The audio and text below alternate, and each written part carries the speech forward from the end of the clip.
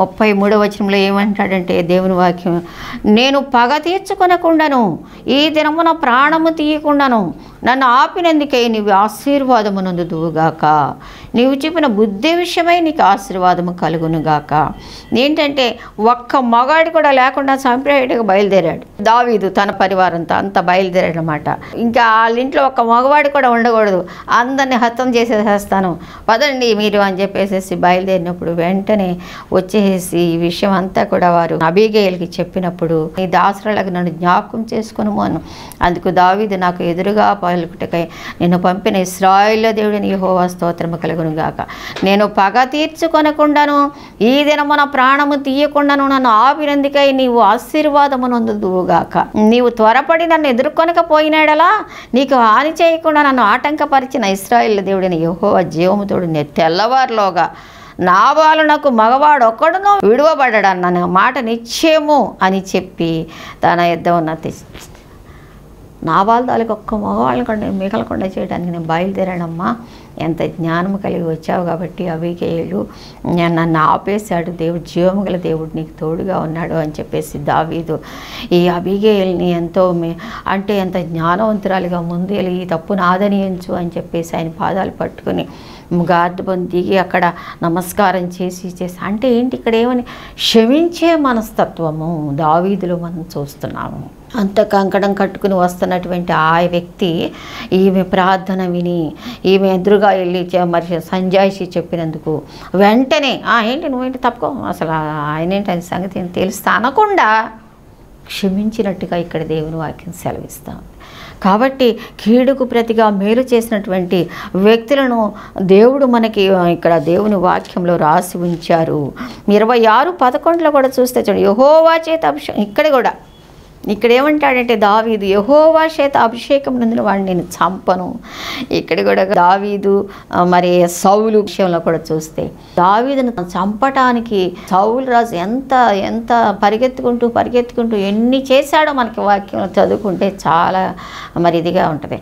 అలాంటప్పుడు చాలా చోట్ల వెళ్ళి దాక్కుని చివరికి మరి వాళ్ళిద్దరు కూడా ఎదురు పట్టమంటే సౌలు రాజు పడుకుని ఉంటాడు, దానిలో గుండా వెళ్తుండే దావీదు గారు చూస్తారు పనివారు, అయ్యా ఇదిగో నువ్వు నీ శత్రువు ఇక్కడ మనకు చేతి నిండా దొరికాడు, ఒక్క మాట సెలవిచ్చారంటే నేను కత్తితో ఈటితో ఇతను హతము చేసేస్తాను అని చెప్పేసి అభిషేకులందరూ అన్నప్పుడు దావీదు అంటాడు, అభిషేక చూడండి ఎంత మంచి మాట మాట్లాడతారు. 11వ వచనం, యెహోవా చేత అభిషేకము నందిన వారిని నేను చంపను, అలాగూ నేను చేయకుండా యెహోవా నన్ను ఆపునుగాక. ఎవరైనా అసలు శత్రువు దొరికితే మరి ఆగుతారండి? అంత తరుముతూ ఎన్ని ఇబ్బందులు పెట్టాడు దావీదుని. మరి అలాంటి ఆయనే దొరికిపోయాడు. ఇప్పుడు సౌలు రాజు దొరికిపోయాడు, తన పరివారమే అంటున్నారు మీరు సెలవిస్తే చంపేస్తామయ్యా. అస్సలు ఆ దేవుని చేత చూడండి, అతను ఎంత శత్రువైనా అతని పరిస్థితి బాగోపోయినా అతను దేవుని చేత అభిషేకింపబడిన వాడు అని గుర్తించాడు. కాబట్టి ఇప్పుడు ఏమిటంటే వాళ్ళు దేవుని చేత అభిషేకించబడిన వారిని గురించి మాట్లాడడం కానీ చంపటానికి కానీ నువ్వు శాసిస్తున్నావేమో, చాలా జాగ్రత్త. పర్యవసానం చాలా తీవ్రంగా ఉంటుంది. ఇప్పుడు ఏమిటంటే వాళ్ళారా ఇప్పుడు కూడా మరి జరుగుతున్నటువంటి పరిస్థితి మరి ముఖ్యంగా మన దేశంలో కూడా ఎంటర్ అయిపోయి మరి చాలా ఇదిగా మరి ఛత్తీస్గఢ్ మణిపూర్ ప్రాంతాలే కాకుండా మన ప్రాంతంలో కూడా మరి చర్చెస్ పడగొట్టడం, దైవ సేవకులను హింసించడం, దేవుడు అభిషేకం పొందిన దైవ సేవకుల మీద నువ్వు చేయి వేసినా, నువ్వు నష్టం చేసినా పర్యవసానం చాలా తీవ్రంగా ఉంటుంది. ఆయన చూస్తున్న దేవుడు, ఆయన వింటున్న దేవుడు నిన్ను ఊరికే వదిలిపెట్టడు. కానీ ప్రేమగల దేవుడు కనుక నువ్వు ఇంకా బతుకుతున్నావు. దయగల దేవుడు కనుక నువ్వు కూడా తెలుసుకుంటావని, సత్యాన్ని తెలుసుకుంటావని, నిజం తెలుసుకుంటావని, నువ్వు చనిపోయి నరకానికి వెళ్ళడం ఇష్టం లేక ఆయన నేను ఎడల ఓర్పు కలిగి ఉన్నాడు. ఇక దావీదు అదే అంటున్నాడు, దేవుడు అభిషేకించిన వాడిని అమ్మో నేను ముట్టను, నాకు దొరికినా సరే నేను చంపను. అంటే క్షమాగుణాన్ని కీడు చేసిన వారికి కూడా ఎలా మేలు చేస్తుందన్న విషయం గురించి మనం మాట్లాడుకుంటున్నాం. క్షమాగుణం మన హృదయంలో ఉన్నప్పుడు, మనం కలిగి ఉన్నప్పుడు, మనం పెంచుకున్నప్పుడు ఆ దేవుని లక్షణమును మరి సిలువలో దేవుడు మనకు చెబుతున్న మొదటి మాటగా క్షమాగుణం కలిగి ఉండండి. కనుక అది మనం కలిగి ఉన్నప్పుడు దేవుని కుమారులు అనబడతాము. దేవుని ప్రతినిధులంగా ఈ లోకంలో ముందుకు వెళ్తున్నప్పుడు మరి దేవుడు మన పక్షం మనతో ఉండి ఆయన పనులు చేయించుకునేవారుగా ఉంటారు. కనుక క్షమాగుణాన్ని మనం కలిగి ఉండాలి.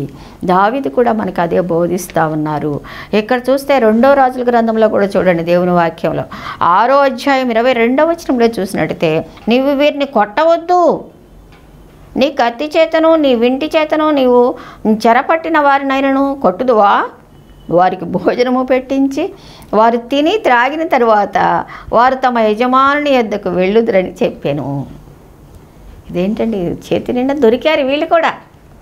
ఇక్కడ కూడా ఎలీషా గారు అదే కదా, ఎలీషా అతడు భయపడవద్దు, మన పక్షంలో ఉన్నవాడు వారికంటే అధికుడు అంటే ఇక్కడ చూసి దోతాన్లో వీళ్ళందరూ కూడా వచ్చి శత్రు సైన్యము పట్టణము చుట్టూ విండుట కనబడెను. పట్టణం చుట్టూ శత్రు సైన్యం వచ్చిందంట.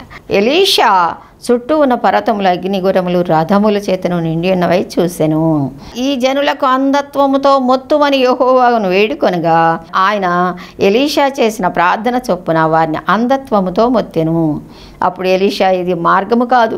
చూడండి, శత్రువులు అందరూ వచ్చేసి ఆ రాజ్యం చుట్టూ చేరినప్పుడు అక్కడ ఎలీషా ప్రవక్త ప్రార్థన చేస్తున్నాడు. వీళ్ళందరినీ అంధత్వంతో మొత్తు, వీళ్ళకి ఏం కనిపించకుండా దేవా యెహోవా దేవా అన్నప్పుడు వాళ్ళందరూ గుడ్డి వాళ్ళు అయిపోయారంట. అయిపోయి ఆళ్ళ కొట్టుకోవడం, ఏం రాట్లా, ఏం తెలియట్లా.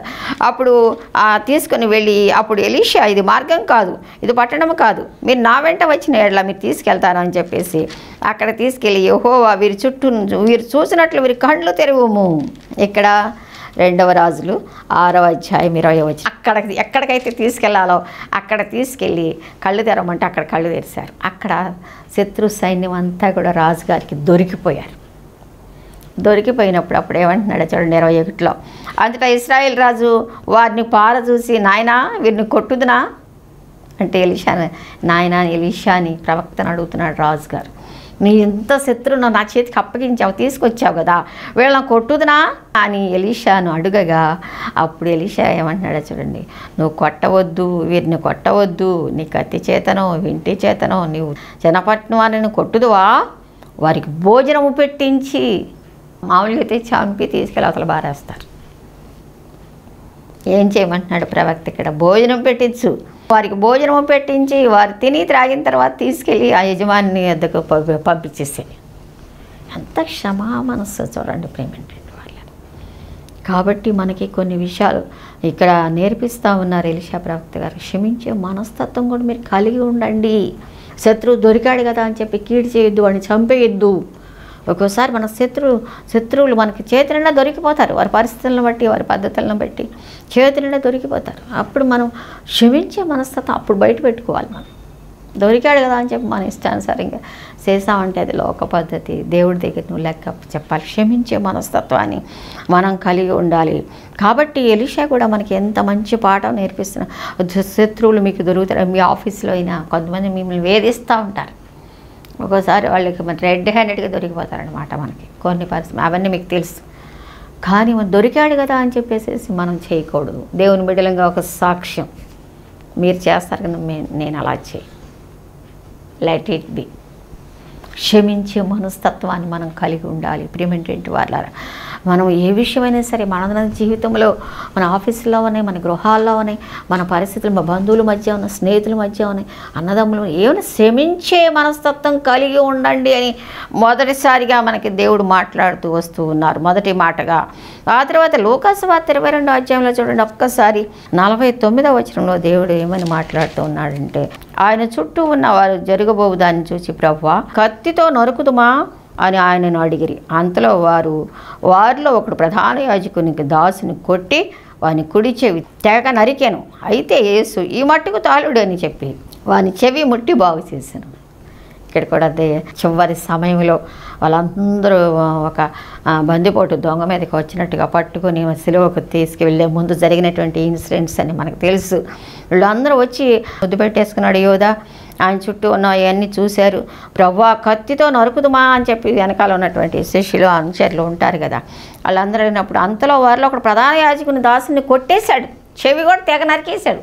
కొంచెం మనవాళ్ళు కొంచెం షార్ట్ టెంపర్లు ఉంటారుగా, పేదరు లాంటి వాళ్ళు. చెవి తెగనప్పుడు తాళుడి, అలా చేయకండి, నన్ను పట్టుకుంటా వస్తే వచ్చారులే, జరగాలి ఇదంతా, మీరు అలా చేయకండి అని చెప్పేసి యేసు ప్రభు వాళ్ళు తాలుడి అని చెప్పి తప్పించి మళ్ళీ ఆయన చెవిని తీసి మళ్ళీ చక్కగా బాగు చేసినట్టుగా, స్వస్థపరిచినట్టుగా, పెట్టేసినట్టుగా దేవుని వాక్యం సెలవిస్తామండి. అంతా పట్టుకుంటాకు వచ్చారు, వీళ్ళకి ఇలాగ జరగాలి, కొట్టారులే, మా వాళ్ళు ఊరుకుంటారేంటి చూస్తూ మరి అని అనుకోలేదు. అక్కడ కూడా క్షమాగుణాన్ని ప్రభువారు చూపించినట్టుగా యేసుక్రీస్తు ప్రభు దేవుని వాక్యం సెలవిస్తాం. యేసుక్రీస్తు ప్రభువారు కూడా మనకి ఎంతో మాదిరిగా ఉన్నారు. మనం కూడా మనం ఎలాగ క్షమించబడ్డాము ఒకసారి జ్ఞాపకం చేసుకుందాం. దేవుని వాక్యంలో ఏమనుందని, తండ్రి మనల్ని ఎలా క్షమించాడు, మనం ఇంకనూ శత్రువులమై ఉండగా, మనం ఇంకనూ దూరస్తులమై ఉండగా, ఇంకా మనం పాపులమై ఉండగా క్రీస్తు మన కొరకు చనిపోయాను, మనల్ని ప్రేమించాడు, మనల్ని రక్షించాడు. కాబట్టి ప్రేమేంటంటే వాళ్ళారా, మనం కూడా దేవుడికి కలిగినటువంటి ఈ గొప్ప లక్షణం, యేసుక్రీస్తు ప్రభు చనిపోతూ మరి పలికినటువంటి క్షమా మాటలు, ఈ క్షమించే గుణం మీరు కలిగి ఉండండి అని తండ్రిని వేడుకుంటూ మనకు కూడా బోధిస్తున్న ఈ మాటను మనం కలిగి ఉండాలని దేవుడు ఎంతగానో కోరుకుంటూ ఉన్నారు. మన జీవితాల్లో క్షమాగుణాన్ని కలిగి ఉందాము. అటు లక్షణాన్ని మనం అనుదినము పెంపొందించుకోవడానికి మనం ప్రయాసపడదాము. ఆ తర్వాత చూసినట్టే రెండో మాటగా చూడండి, లోకాసు వార్త 23వ అధ్యాయం 42వ వచనంలో చూసినట్టే, యేసు నీవు నీ రాజ్యములోనికి వచ్చినప్పుడు నన్ను జ్ఞాపకం చేసుకునుము అన్నప్పుడు అందుకు ఆయన వానితో, నేడు నీవు నాతో కూడా పరదేశులో ఉండు అని నిశ్చయముగా నీతో చెప్పుచున్నాను. యేసుక్రీస్తు ప్రభు శిలువలో పలికినటువంటి ఇంపార్టెంట్ మాటలు, 7 మాటలను మనం ధ్యానం చేసుకుంటూ వస్తున్నాం. రెండవ మాటగా ఆయన ఏమని అంటున్నారంటే, నీవు నాతో కూడా పరదేశులో ఉండు అని నిశ్చయముగా నీతో చెప్పుచున్నాను.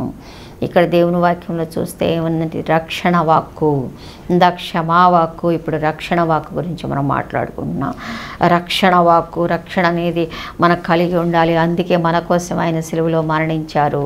కనుక ఇక్కడ మనం చూస్తుంటే ఆ గొల్గొతా కొండపైన అటువైపు ఇటువైపు దొంగలు మధ్యలో యేసుక్రీస్తు ప్రభు ఎలాడుతూ ఉన్నారు.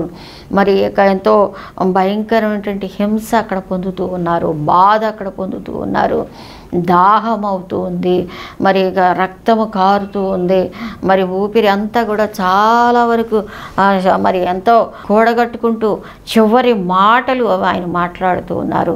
రెండో మాటగా దొంగల వైపు చూస్తూ మరి ఆయన మాట్లాడుతూ ఉన్నారు. చూడండి యేసుక్రీస్తు ప్రభు ఏమని మాట్లాడుతున్నారంటే, దూషించే వారిని చూసి కూడా ఎలా మాట్లాడుతున్నారంటే, నీవు నాతో ఈరోజు పరదేశంలో ఉంటావు, నేడే ఈరోజే ఉంటావని చెప్పేసి. ఒక దొంగ అయితే ఏమంటున్నాడంటే చూడండి, మొదటివాడు ఏమంటున్నాడు 39వ వచనంలో చూస్తే, వేలాడవేయబడిన ఆ నేరస్తుల్లో ఒకడు ఆయన దూషించు, నువ్వు క్రీస్తువు కదా, నిన్ను నీవు రక్షించుకొనుము, మమ్మల్ని కూడా రక్షించుము అని చెప్పాను. అంటే అటువైపున ఒక దొంగ, ఇటువైపున ఒక దొంగ, మధ్యలో ఈయన యేసుక్రీస్తు ప్రభువారు. మనం చాలాసార్లు చూసే ఉంటాం కదా పటాలలో. మరి మొదటివాడు అంటున్నాడు, నువ్వు క్రీస్తువు కదా, మరి నువ్వు అది కదా ఇది కదా, నువ్వు రక్షించుకో, మమ్మల్ని కూడా రక్షించు అంటే ఎగతాళిగా అలాంటి ఇదితో మాట్లాడుతున్నాడు.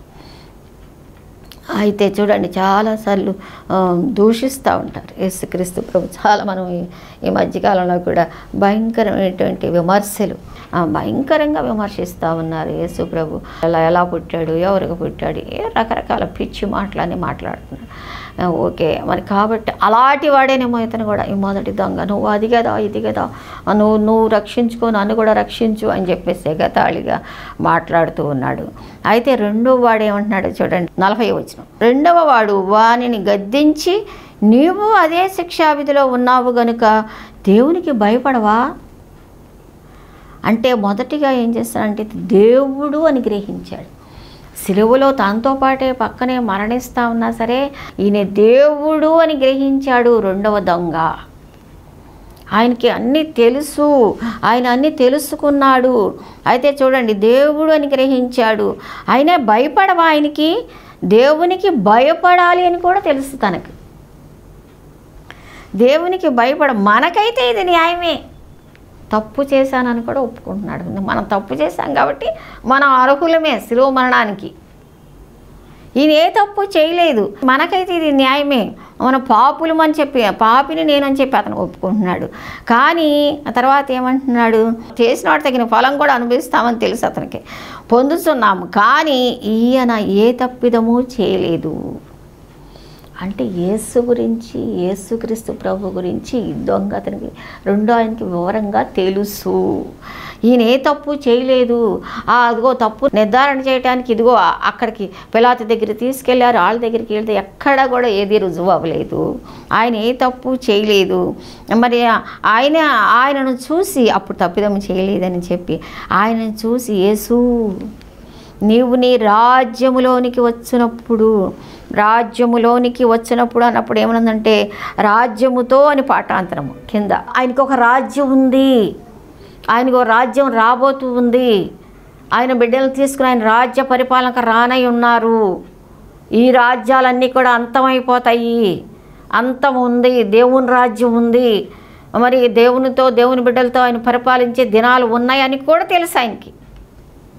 కనుకనే ఏం చేస్తున్నాడంటే, నీ వచ్చినప్పుడు నన్ను జ్ఞాపకం చేసుకుని మనను చూడండి అని నన్ను జ్ఞాపకం అంటే నేను పాపినే, నేను పాపం చేశాను, నువ్వు దేవుడివి, నువ్వు రక్షకుడివి, నువ్వు నా కోసమే సిలువలో మరణం పొందుతున్నావు, కాబట్టి నన్ను కూడా జ్ఞాపకం చేసుకోయ్యా అని చెప్పేసి విజ్ఞాపన చేస్తున్నాడు. ప్రేమేంటంటే వాళ్ళారా విజ్ఞాపన చేస్తూ ఉన్నాడు. వెంటనే రిప్లై ఇచ్చేసారు చూడండి. ఎందుకు ఆయన వానితో, నేడు నీవు నాతో కూడా, నేడు నీవు ఈరోజే ఇప్పుడే నేను చనిపోయి పరదేశకు వెళ్తా కదా, కాబట్టి నువ్వు కూడా పరదేశకు వచ్చేస్తావు, నువ్వు నాతో కూడా పరదేశంలో ఉంది అని నిశ్చయముగా నీతో చెప్పుతున్నాను. ప్రేమేంటి వాళ్ళారా అంత గొప్ప మాటలో చూడండి. దొంగవాడే కానీ తను అన్నీ తెలిసి దొంగతనం చేశాడు, అన్నీ తెలిసి పాపం చేశాడు, అన్నీ తెలుసు. యేసుక్రీస్తు ప్రభు దేవుడు ఉన్నాడని తెలుసు, పాపం చేయకూడదని తెలుసు, మరి పాపం చేస్తే శిక్ష అనుభవించాలి అని తెలుసు, శిక్ష అనుభవించాలి, శిలువ మరణం అంతవరకు వెళ్ళిపోయిందని తెలుసు. ఒప్పుకుంటే ఒక దేవుడు ఉన్నాడు విడుదల చేసే ఆయన అని తెలుసు, ఆయనకి రాజ్యం ఉందని తెలుసు. ఆయన రాజ్యంతో వచ్చినప్పుడు నేను వేడుకుంటే నన్ను క్షమిస్తాడు అని కూడా తనకు తెలుసు. కనుకనే తన దొంగైన ఉన్న ఆ కొద్ది సమయాన్ని చక్కగా వాడుకున్నాడు. అయ్యిందేదో అయిపోయింది, నన్ను క్షమించు దేవా, నన్ను జ్ఞాపకం చేసుకో, పశ్చాత్తాప హృదయంతో. ప్రేమేంటంటే వాళ్ళారా నువ్వెవ్వరైనా సరే నీ అన్నీ తెలిసి కూడా ఇలా జరుగుద్ది, ఇలా ఉంటుంది, పర్యవసానం ఇలాగా పాపం చేస్తే, పొరపాటు చేస్తే, ఈ తప్పు చేస్తే ఇలా అని తెలిసి కూడా నువ్వు చేసావేమో, తెలిసి కూడా దానిలో మరి కంటిన్యూ అవుతున్నావేమో, ఆయనను ఒప్పుకుంటే ఈ క్షణమే అంటే చూడు, నీవు నాతో వెంటనే ఉన్నాయి వర్డ్స్. నువ్వు ఇప్పుడు ఒప్పుకుంటున్నావు కనుక నాతో ఇవాళే పరదేశంలో ఉంటావు. అంత క్షమించేటువంటి, అంత ప్రేమించేటువంటి, అంత దగ్గర చేసుకునేటువంటి దేవుడు నీకున్నాడు. ప్రియ యవన బిడ్డ, నువ్వు ఎవరైనా సరే ఒకవేళ ఇదిగో మనశ్శాంతి లేకుండా అయ్యో నేను ఎలా ఉన్నాను, శిలువ ధ్యాన దినాలలో ఇదిగో మనం దేవునికి దగ్గరగా వెళ్ళాలని మనం శిలువ ధ్యానం చేసుకుంటూ ఉన్నాం. ఆయన మాట్లాడిన విలువైన మాటలను మనం ధ్యానం చేసుకుంటున్నాం. రెండో మాట ఏంటి, ఆ దొంగ ఎంత గొప్పగా ఆ పశ్చాత్తాప హృదయంతో దేవుని దగ్గరకు వచ్చి ఎక్కడ వెళ్ళాడు, ఆయన ఎక్కడికైనా వెళ్ళాడా, పాపాల మాట మోసుకెళ్ళాడా, నదిలో మునిగాడా, లేకపోతే ఇంకేమన్నా చేశాడా, ఇంకేమన్నా చేసి 40 రోజులు ఉపవాసం ఉన్నాడా, ఏం చేశాడు, ఏం చేయలే, హృదయంతో ఒప్పుకున్నాడు అంతే. వెంటనే క్షమాపణ హృదయంతో ఒప్పుకుని, నా నోటితో ఒప్పుకుని హృదయమందు విశ్వసించినడలా నీవు రక్షించబడుదువు. యేసు ప్రభు అని నోటితో ఒప్పుకొని హృదయమందు విశ్వసిస్తే చాలు, రక్షణ పొందుతాను. కాబట్టి ఈ దొంగ చేసినటువంటి గొప్ప పని కొరకు మరి ఆయన ఆ రోజే పరదేశంలో ఉంటావు అని చెప్పేసి దేవుని వాక్యం సెలవిస్తూ ఉంది. చూడండి, యోహాను సువార్తలో కూడా చూసినట్టే 12వ అధ్యాయం 26వ వచనంలో దేవుని వాక్యం ఏమని సెలవిస్తూ ఉందంటే, ఒకడు నన్ను సేవించిన యెడల నన్ను వెంబడింపవలెను, అప్పుడు నేను ఎక్కడ ఉందునో అక్కడ నా సేవకుడును ఉండును. ఒకడు నన్ను సేవిస్తే అంటే నన్ను ఒకడు యాక్సెప్ట్ చేస్తే, ఒకడు నా వైపు తిరిగితే, ఒకడు నాతో ఉంటే, ఒకడు నన్ను వెంబడిస్తూ ఉంటే, నన్ను సేవిస్తే నేను ఎక్కడుంటానో అక్కడే ఉంటాను. ఆయన ఎక్కడ ఉంటాడు ఇప్పుడు? పరదేశంలో ఉంటే నిన్ను కూడా పరదేశం తీసుకెళ్తాను నీ రెండవ దొంగతో చెప్తున్నట్టుగా. ఇప్పుడు రేపు కూడా ఆయన రాజ్యంతో వస్తే నిన్ను కూడా ఆయనతో ఉంచుకుంటాడు, ఆయన పరివారంలో ఉంచుకుంటాడు, ఆయన ప్రక్కన కూర్చుండబెట్టుకుంటాడు, ఆయన కుమార్తెగా, ఆయన కుమారుడిగా ఆయనతో సదా ఉండే భాగ్యం ఇస్తాడు. దేవుని వాక్యం సెలవిస్తుంది, నేను కాదు. చూడండి, నేను ఎక్కడ ఉందునో, యోహాను సువార్త 12వ అధ్యాయం 26వ వచనం, అక్కడ నా సేవకుడును ఉండును. ఒకడు నన్ను సేవించిన ఎడల నా తండ్రి అతన్ని ఘనపరచును. ప్రియమైనటువంటి వారులారా, ఈ యొక్క రెండవ దొంగలాగా మరి మనం పరిస్థితి ఏదైనప్పటికీ, అయ్యో నేను దొంగనే, అయ్యో నేను వ్యభిచారిని, అయ్యో నేను పాపిని, అయ్యో నేను హంతకుడిని, నేను ఏదో పొరపాటు చేశానే, అయ్యో షార్ట్ టెంపర్లో పొరపాటు చేశానే, దేవుడు నన్ను క్షమిస్తాడా అని నువ్వేమి బాధపడు, కానీ దేవునికి అప్పగించేసి, దేవా నన్ను క్షమించు, నీ విలువైన రక్తంలో నన్ను కడుగు నాయనా, నా కోసమే ఈ శిలువలో మరణించావయ్యా, నా కోసమే నా పాపం అంతా తీసుకెళ్ళిపోయావు, నాకు విడుదల విమోచన ఇస్తావని నమ్ముతున్నాడని ఒక సామాన్య విశ్వాసంతో నువ్వు ప్రార్థన చేసుకుంటే దేవుని యొక్క కృప నీ మీద ఉండి దేవుడు నిన్ను విడుదల చేయడానికి సిద్ధంగా ఉన్నారు. యేసుక్రీస్తు ప్రభువారు మన శిలువలో పలికిన మాటలను మనం ధ్యానం చేసుకుంటూ వస్తున్నాం కదా. తర్వాత దేవుని వాక్యంలో చూసినట్టే చూడండి, 3వ మాటగా చూడండి, యోహాను సువార్త 19వ అధ్యాయము 26వ వచనము 27వ వచనము. యేసు తన తల్లియు తాను ప్రేమించిన శిష్యుడిని దగ్గర నిల్చుంట చూచి, అమ్మా ఇదిగో నీ కుమారుడు అని తన తల్లితో చెప్పాను. తరువాత శిష్యుని చూచి, ఇదిగో నీ తల్లి అని చెప్పాను. అదే ప్రేమేంటంటే వాళ్ళారా, యేసుక్రీస్తు ప్రభువారు శిలువలో ఎంతో వేదన పొందుతూ ఉన్నారు, బాధ అనుభవిస్తూ ఉన్నారు. అంత బాధలో కూడా ఆయన మాట్లాడుతూ ఉన్నారు. ముఖ్యమైన మాటలు, విలువైన మాటలు, చివరి మాటలు మాట్లాడుతూ ఉన్నారు. అవి మనకి ఎంతో విలువైనవని మనం ధ్యానం చేసుకుంటూ వస్తున్నాం. 3వ మాటగా ఏమంటున్నారంటే, యేసు ప్రభువారికి అమ్మా ఇదిగో నీ కుమారుడు అని తన తల్లితో చెప్పాను. తరువాత శిష్యుని చూసి, ఇదిగో నీ తల్లి అని చెప్పాను. అంటే అంత బాధలో ఉండి కూడా ఆ మరియా, భక్తులేని మరియా ఇంకా స్త్రీలందరూ కూడా ఇంకా కొంతమంది ఏడుస్తూ మరి వస్తూ ఉంటుంటే కూడా ఆ దారిలో కూడా నా కోసం ఏడవకండి, మీకోసం మీ పిల్లల కోసం ఏడవండి అని చెప్పారు. వాళ్ళంతా కూడా కిందకు వచ్చి అక్కడికి వచ్చి ఆ గొల్గొతా కొండ యొక్క శిలువ ప్రక్క చుట్టూ మోగి ఎంతో ఏడుస్తూ ఉన్నారు. నిజంగా ఆ తల్లి ఎంత బాధపడుతుందో కదా. ఆ తల్లి మరి కుమారుని స్వయంగా అయ్యో శిలువ మీద ఆ బాధ చూస్తూ, ఆ వేదన చూస్తూ మరి ఎంత బాధపడిందో లిటరల్గా మనం చూడాలంటే అది చాలా చాలా కష్టం. మరి నిజంగా మరి అందుకే ధన్యురాలు చూసి దాన్ని అంతటినీ కూడా ఎంత భరించిందో, అప్పుడు అంత ఏడుస్తూ అంత బాధపడుతూ ఆ చుట్టుపక్కల ఉన్నవారు ఆ తల్లిని చూసి ప్రభువారు ఆ కష్టములో కూడా ఆ బాధలో కూడా ఏముంది లేదు, నా పరిస్థితి ఇప్పుడు ఇట్లా అయిపోయింది, నేను చనిపోతున్నాను కదా, ఇంక ఇప్పుడు ఎవరి గురించి ఇవన్నీ అనుకోవట్లా, ముఖ్యమైన విషయాల గురించి మాట్లాడుతూ ఉన్నారు. అక్కడ కూడా తల్లిని పట్టించుకుంటున్నారు. నా ప్రియమైన తల్లి, నా తల్లి గురించి అక్కడ ప్రియమైన శిష్యుడు పక్కనే ఉన్నారు. ప్రియమైన శిష్యుడు యోహాను గారని దేవుని వాక్యం చెప్తుంది, మరి భక్తులు కూడా చెప్తూ ఉంటారు. కాబట్టి ప్రియమైన శిష్యుడు కూడా పక్కనే ఉంటే ఇదిగో నీ తల్లి అని చెప్పేసి ఆయనకంటే బాధ్యత అప్పచెప్తూ ఉన్నట్టుగా ప్రియమైన శిష్యుని చూసి, నీ తల్లి ఇదిగో, అమ్మ ఇదిగో నీ కుమారుడు అనేమో యోహాను గారిని చూపించినట్టుగాను, అంతేకాదు ఇదిగో నీ తల్లి అని చెప్పేసి యోహాను గారికి అప్పచెప్పినట్టుగాను ఇక్కడ దేవుని వాక్యం సెలవిస్తాను.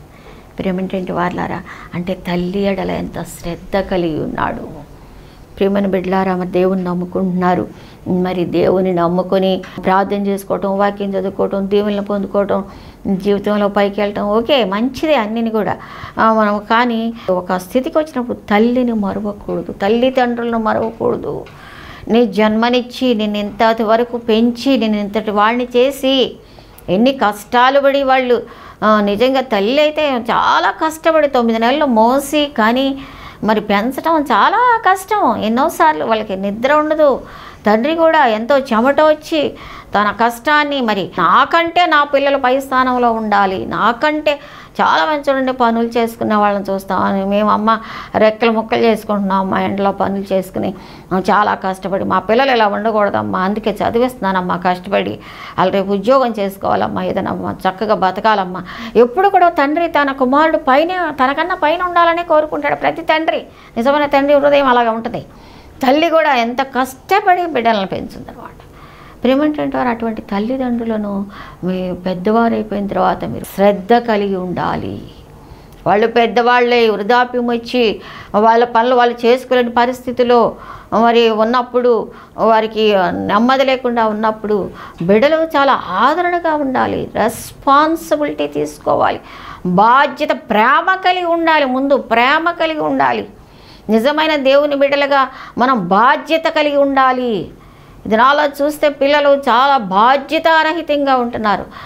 చాలా బాధేస్తుంది ఒక్కోసారి. ఎంతో కష్టపడి పెంచుకుని మరి వాళ్ళు కష్టపడి వాళ్ళు తినకపోయినా వాళ్ళు నిద్రపోయినా పోకుండా రాత్రులు నిద్ర కాసుకుని పిల్లల్ని పెంచుకుని మరి ఇంత చేసి అవన్నీ మర్చిపోతారు. ఇప్పుడు పెద్దోళ్ళు అయిన తర్వాత పిల్లలు చాలా ఉన్నతమైన స్థితికి వెళ్ళిన తర్వాత తల్లిదండ్రి అంటే లెక్క ఉంటలా, బాధ్యత ఉంటలా.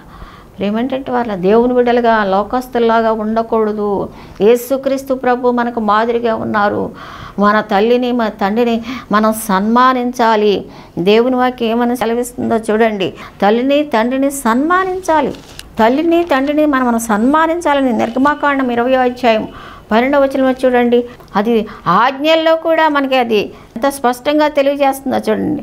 నీ దేవుడైన యెహోవా నీకు అనుగ్రహించు దేశంలో నీవు దీర్ఘాయుష్మంతుడు వగునట్లు నీ తండ్రిని నీ తల్లిని సన్మానించుము. తండ్రి అని యెహోవా దేవుడు మోషే గారికి ఆజ్ఞలు రాసి పలకలు ఇచ్చి పంపించినప్పుడు, పైన ఆజ్ఞలు రాసి ఇచ్చి పంపినప్పుడు ఆజ్ఞలలో ఒకటి నువ్వు దీర్ఘాయుష్మంతుడు వగునట్లు నీ తల్లిని తండ్రిని సన్మానించు. సన్మానం అంటే అంత గొప్పగా సన్మానం ఎవరికైనా మనం సన్మానం చేస్తాం. ఎట్లా చేస్తాం? మరి ఆ చైర్స్ ఏర్పాటు చేసి శాలువాలు కప్పి బొకేలు ఇచ్చి మెమంటోలు ఇచ్చి మరి సహాయం ఇచ్చి భోజనాలు పెట్టి కొత్త వస్త్రాలు ఇచ్చి ఎంతో ఇంకా సన్మానం, గొప్పతనం, గొప్ప చేయటం అన్నమాట. అంటే ఇక్కడ లిటరల్గా సన్మానం చేయటం అంటే నీ తల్లిని అంత గౌరవంగా చూసుకో అని అర్థం. అంత బాధ్యతగా చూసుకో అని, అంత ప్రేమగా చూసుకో అని. వాళ్ళ పెద్దవాళ్ళు అయినప్పుడు వాళ్ళకు కొన్ని మార్పులు వస్తాయి. వాళ్ళు పెద్దవాళ్ళు ఇప్పుడు తల్లిదండ్రులు పెద్దోళ్ళు అయిపోయిన తర్వాత మళ్ళీ చిన్నపిల్లల మనస్తత్వం వచ్చేస్తుందంట. అన్ని పనులు మరి ఆ యొక్క పెద్ద వయసు పెరిగిన కొద్దీ కొంచెం మందత్వం కూడా రావచ్చు.